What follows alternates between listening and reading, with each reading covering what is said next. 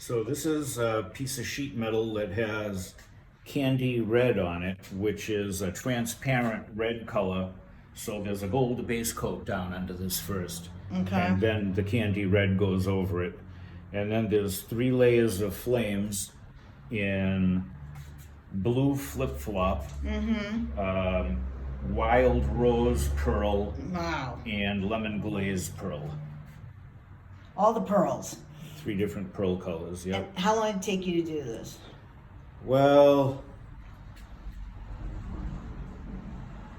probably around 15 hours, I'd say. So you got a base coat, right, that you put on? Yeah, it's a gold base coat, first after primer. Right, Gold base coat, right. candy red, and then the 3 layers of flames, and then clear coat.